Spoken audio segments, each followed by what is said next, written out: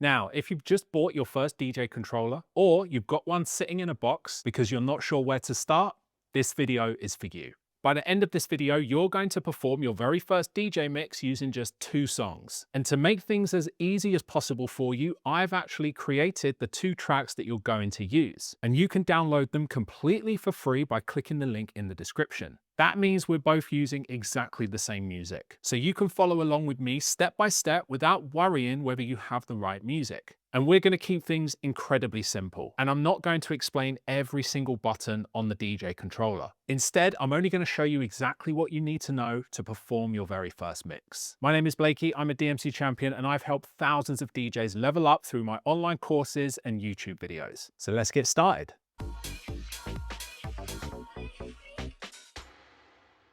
Now, if you would like to follow along with me using the same music, then the first thing you're going to want to do is download the free tracks. And there is a link in the description for that.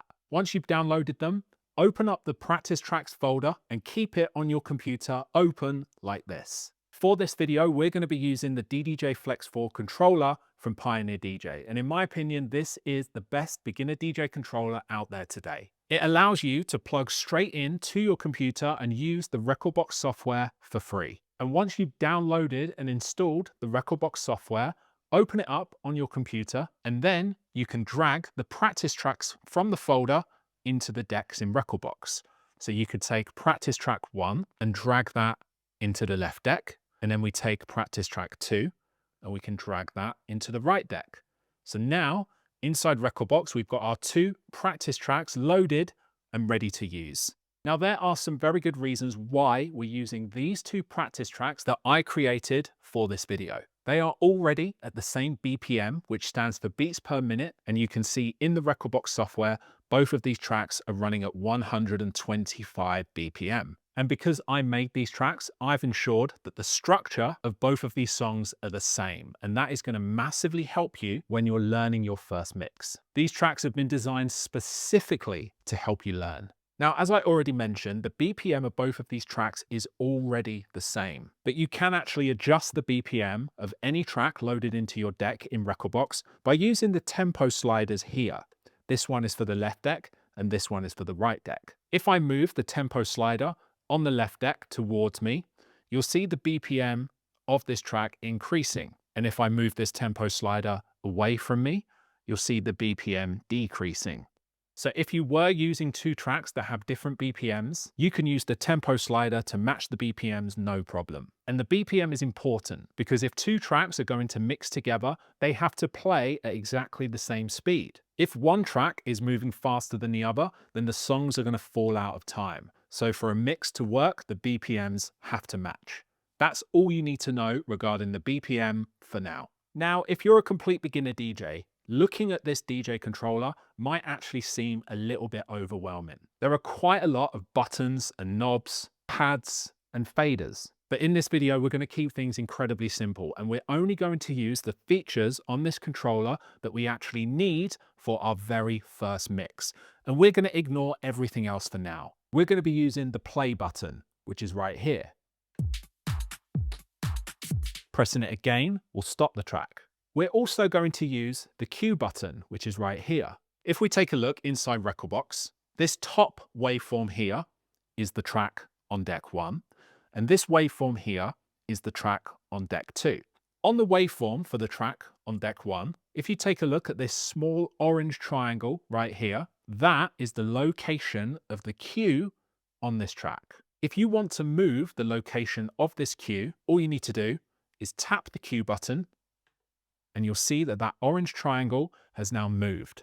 We're also going to be using the jog wheel, which is this circular thing right here. If I put my hand on the jog wheel and move the track around, you can see that the jog wheel can be used to move the position of the song.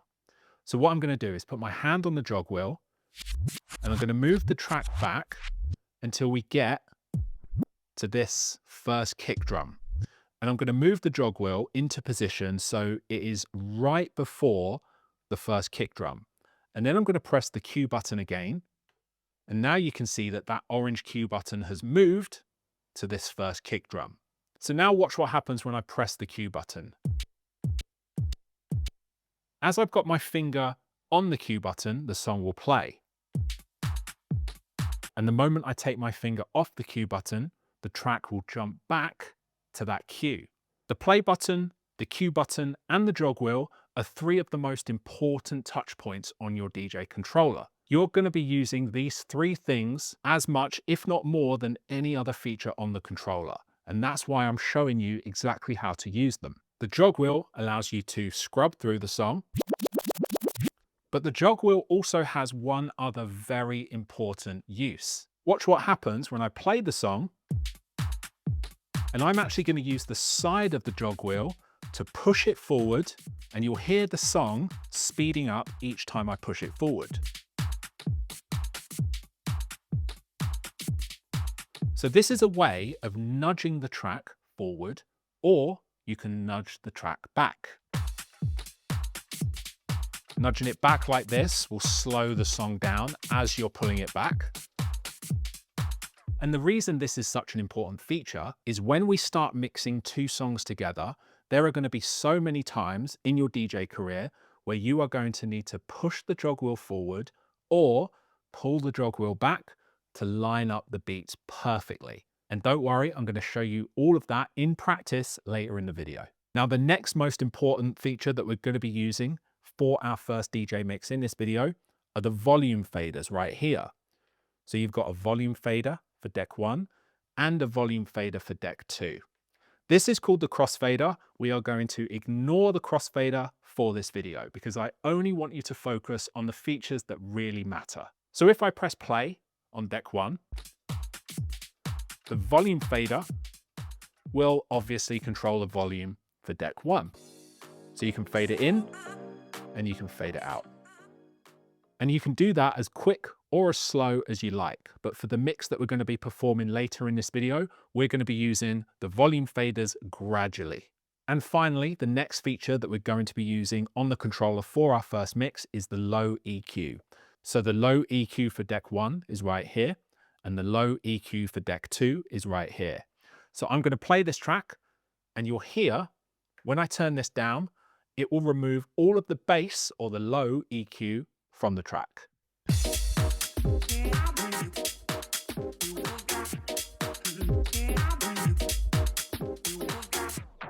I would like you to ignore everything else on the controller for now. All of these other buttons and faders and pads, don't worry about them just yet.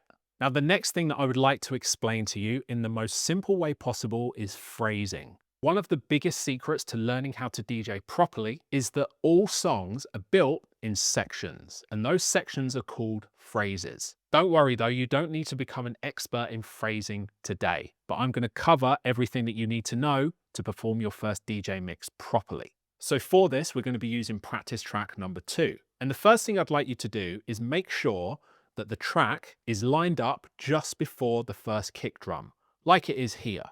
Now, really, the only thing you need to understand when it comes to phrasing is that every 32 beats, something in the track changes. And it's at that moment where you can press play on the track that you're mixing in. And this will ensure that your phrases are lined up properly. So what I'm going to do is I'm going to press play on this track, and we're going to count along with the beats. I'm going to put a counter on the screen showing you the beat that we're currently at. And I'm also going to put something on screen that will show you when a new phrase starts. But you're going to be able to hear when a new phrase starts, because after every 32 beats, something in the track will change. That could be anything. That could be some vocals are brought into the track, or that could be some extra drums are added. But every 32 beats, a new phrase will start, and you will start to understand when those new phrases happen instinctively as you start practicing DJing. Because like I said, every 32 beats, something in the track will change.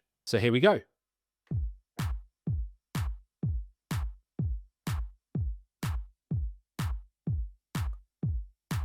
So at the end of this 32 beat phrase, take a listen for what changes in the track. 4, 3, 2, 1. So more drums have been added.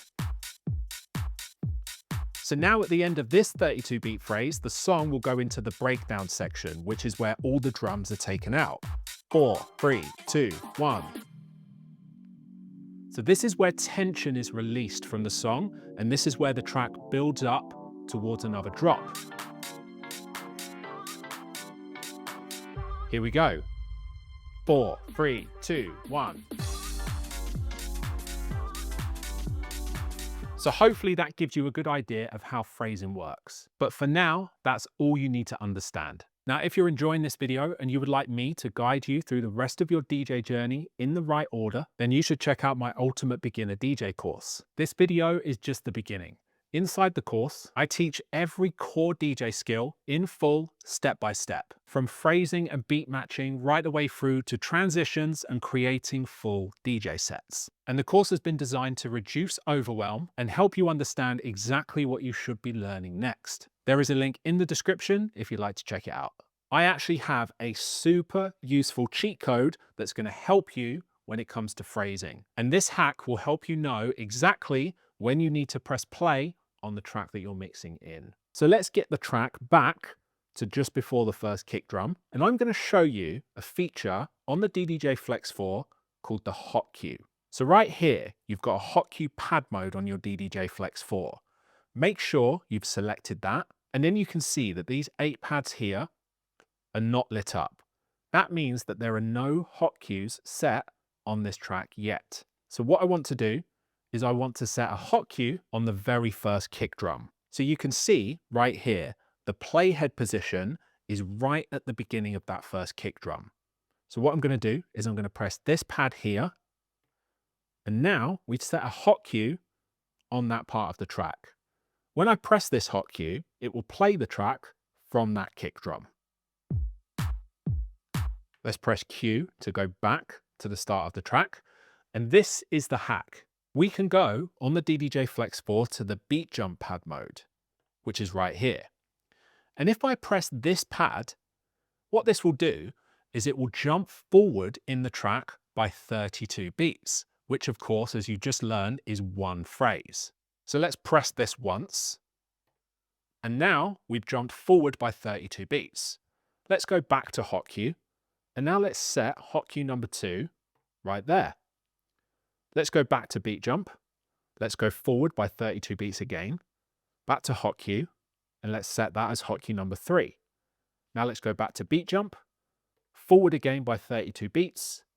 Back to hot cue. And let's set that at hot cue number 4. Now I'm going to do that 4 more times so that I've got 8 hot cues set. So now if you take a look inside Recordbox, you can see that there are these markers on the waveform right at the start of every new phrase. So now we are going to be able to see visually when a new phrase starts, and then we'll know when to press play on the other track.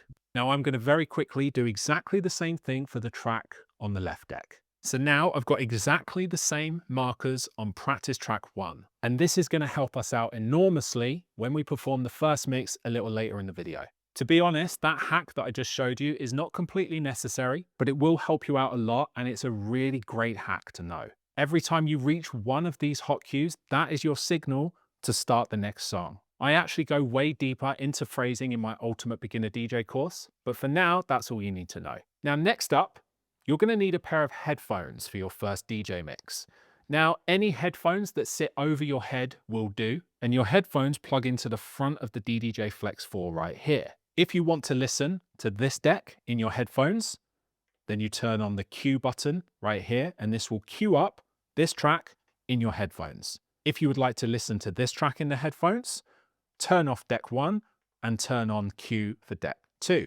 The reason we use headphones is because nobody can hear us lining up the next track before we mix it in. That way, we can get it perfectly in time and we can make sure it sounds good before we bring up the volume on the track that we're mixing in. You're simply getting the next track ready before the audience hears it. So now that you understand the core features that we're going to be using for this DJ mix, let's run through it.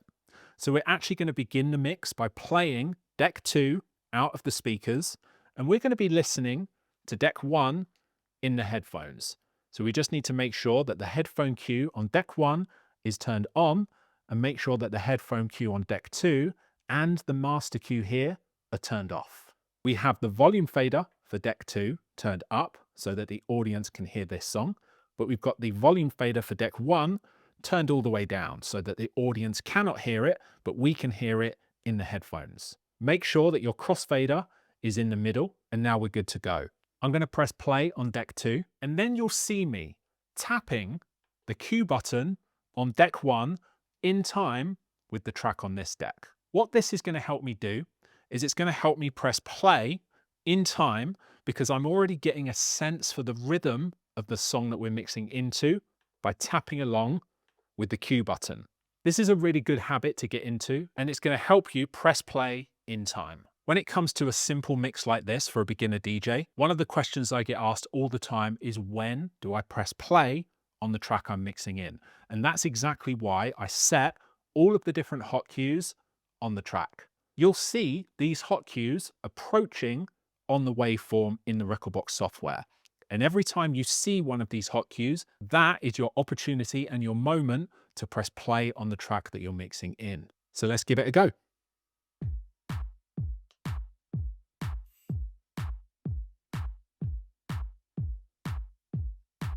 So I'm tapping the Q button in time with the track on this deck. And I'm going to press play. 4, 3, 2, 1. So you can see at the top of the software that the waveforms are not quite aligned. So I'm going to push the jog wheel forward to line up these beats, and you can see that they're now aligned. Now we're into the breakdown section of this track. And I'm going to press the Q button to go back to the start of this track, because I want to press play when this track drops, which is coming up here. 4, 3, 2, 1, play. Nudge the jog wheel just to line up those beats. And now I'm going to start bringing up the volume on deck 1.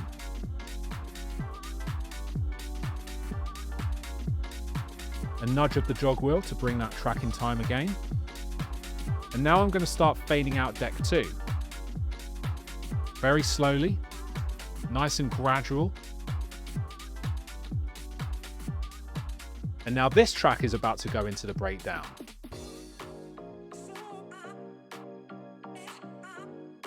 So there we go. Congratulations, you've just performed your very first DJ mix. To be honest, good DJing is actually quite simple. That was the most basic DJ mix that we could possibly have performed, but every single DJ set is based on that core skill. Once you learn that core mixing skill, you can start adding different skills on top. And there are so many other ways that you can add skills to your DJ set to show off your own unique style. But there is not a DJ in the world who hasn't built their career on the back of that very basic mixing technique. Let's perform it one more time.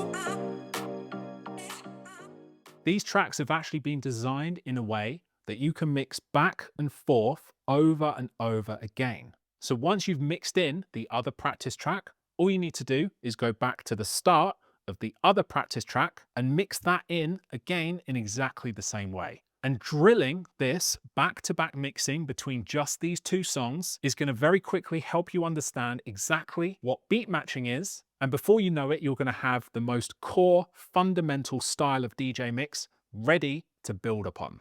you would have noticed on that second mix that I introduced some very basic low EQ work. As you get more comfortable, I recommend experimenting with the bass EQ. You could either gradually move from one side to the other, and this will very subtly move the bass frequencies from this track to this track, or vice versa. Or you can employ what is known as the bass swap technique. So you can have one of the bass EQs at 0, and then you could swap them round so that this is at 0, and now this is turned all the way off. And this is a really creative way of swapping from one bass line to the other.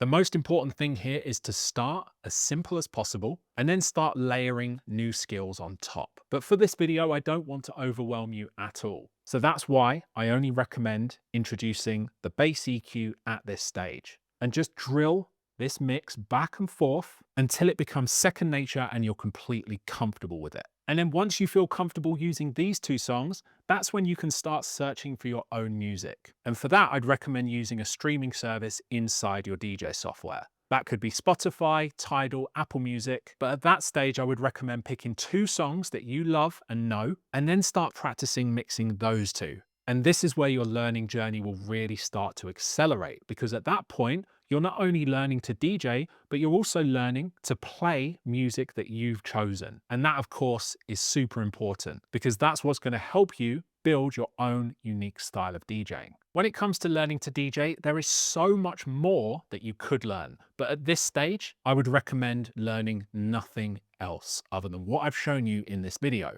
Don't worry about scratching. Don't worry about effects. Don't worry about looping. Don't worry about stems, mixing in key, none of that. Every advanced DJ technique that you'll ever learn builds on what we've learned today. So congratulations, you've just performed your very first DJ mix. And hopefully now you've also realized that learning to DJ doesn't have to be overwhelming. Once you understand these fundamentals, everything else that you could possibly learn builds on what we learned today. If you'd like me to guide you through all of those skills in the right order, that's exactly what my Ultimate Beginner DJ course is designed to do. There is a link in the description if you'd like to check that out. If you'd also like to learn how to take this concept further and learn how to build your first DJ set using 5 tracks, then I recommend watching this video right here, which has already been viewed by over 100,000 people, and I've had so many messages telling me how this video helped them out. So I recommend you watch this one next.